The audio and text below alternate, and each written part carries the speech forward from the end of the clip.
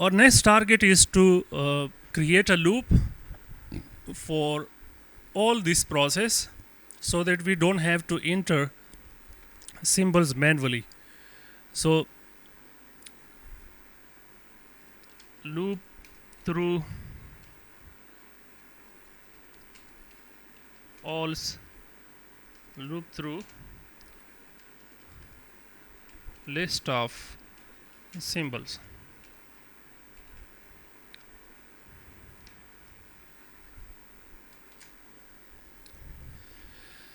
So let's get our code that we had prepared. This is our code.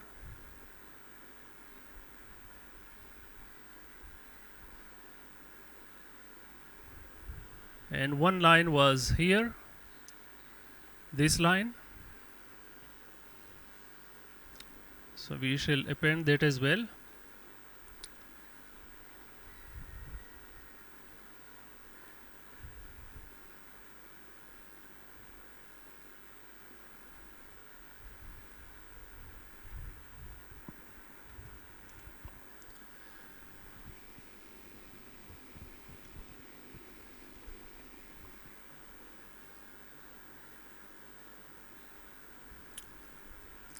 So let's create a list of several companies.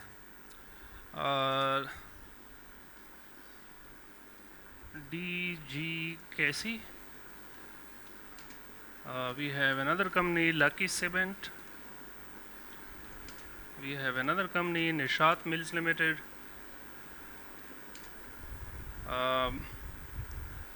Several ATRL,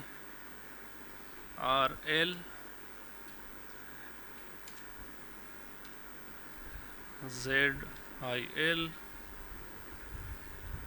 and let's say ABL. So how many companies do we have? 3, 3 and 2, 8. 2 more. Abbott. One more.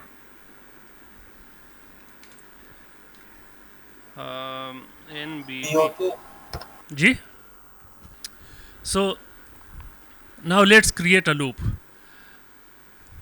The loop will be for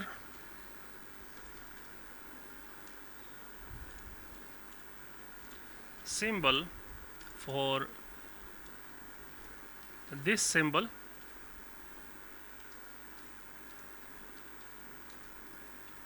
in symbols.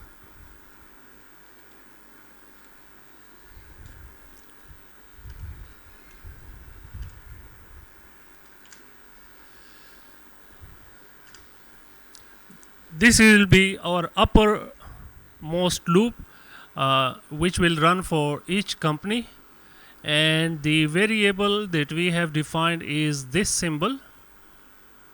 This symbol will be defined as, now all other code in this that follows will be part of this specific loop. So I am putting everything as a indented text, which we do with the tab button. So now everything is part of the upper loop, and we do not have to create this symbol. The reason is that this symbol is defined in the loop. We'll create a variable company is equal to 1. So we are starting a variable company at 1, and once this loop completes, it will then increase in value. So company is equal to company plus 1. So once we have processed the first company, and the code reaches this point, it will redefine this variable. It will add 1 to the previous value. Since the previous value is 1, we'll add 1 to it. So in the next loop, the company variable will become 2. And in the next loop, it will become 3 because the previous value would be 2 plus 1. Okay. So I'm doing it for this part because if company is 2, we are defining a new data frame. If it is not 2, we'll be using the previous data frame. So यहाँ पे let me do that, write that code. If company is double equal to 1, so what should happen?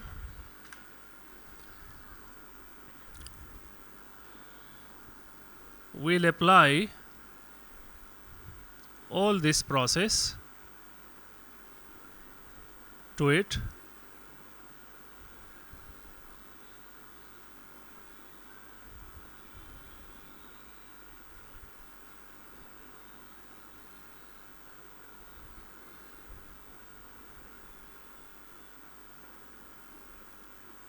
Copy. If company is 1, so over here we have a variable df.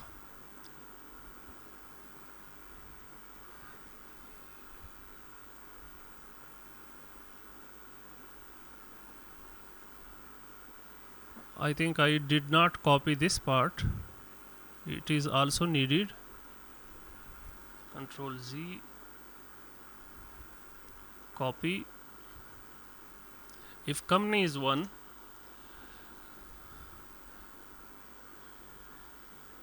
we define a variable dft.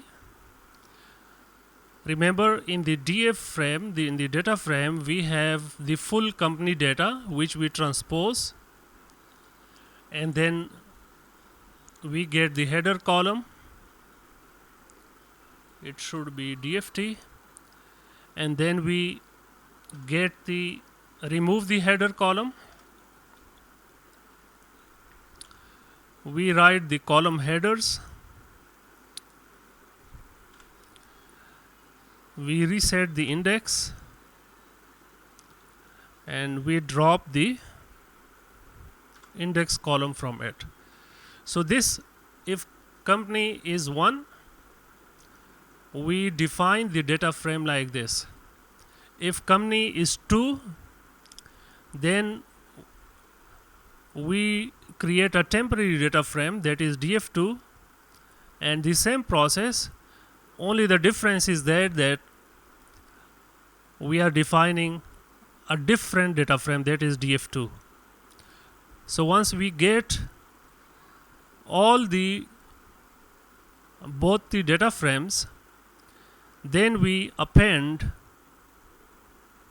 then we keep on accumulating the company's data in the dft data frame. The dft data frame is not overwritten.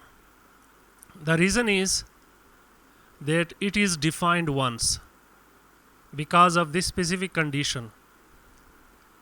The condition is if company is 1, so we define it. So over here we shall say else. If company is not 1, so of course in the first case company will be 1, in all other cases company will not be 1. So the df2 will be overwritten, but we don't have to worry because before it is overwritten, we transfer its content to dft with the method of append, and then we define the. So at the end, what we should get is dft, and it should contain the data of 10 companies. So let's hope it runs and we get an error message at point number Chrome is not reachable. Perhaps I close that window, so I have to go back and open the window.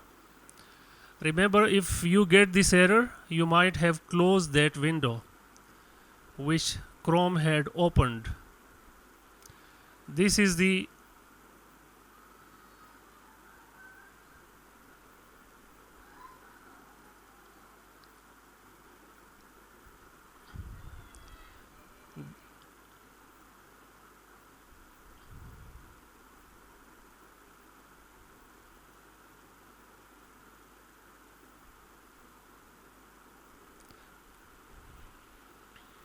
let's see where do we get the browser part.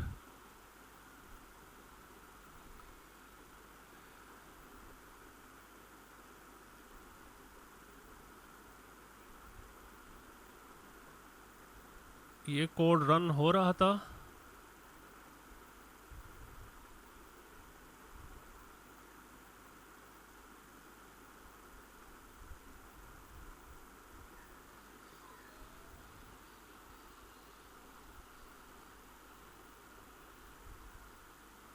No.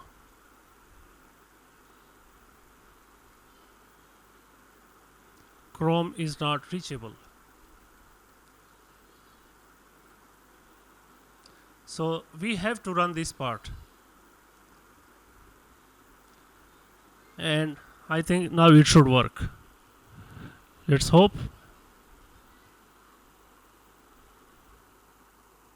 Was this the? Yes. So now let's run it. So now you shall see in this window we got the data for OGDC. Now we are getting data for APL. This is DGKC. This is third company. Now Luck. Python is doing on its own, opening all these pages and getting data out of it. Nishat Mills Limited.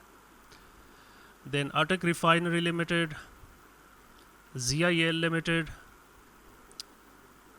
and then Allied Bank, and then Abbott Laboratories,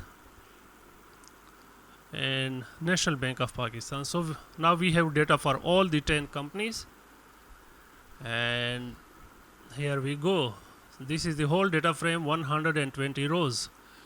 So let's write it to our Excel. It doesn't matter whether you have 100 companies or 10 companies. You will get data in seconds.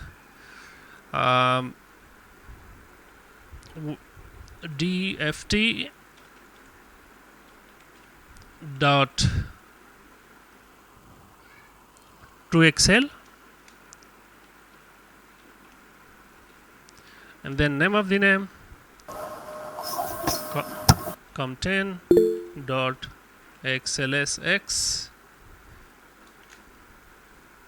and pwd to get the it's Python Jupyter.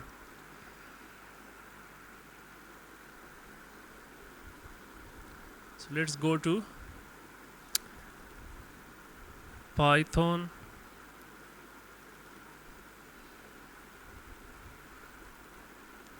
and Jupyter and companies 10.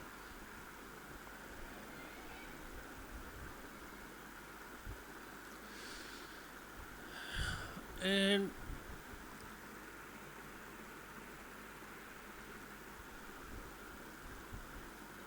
as good as it looks, if you can appreciate the power of Python. So this concludes our data scraping from a table. Our next session is on data scraping from a different type of data fields, which is not table, but it is rather a different type of data field.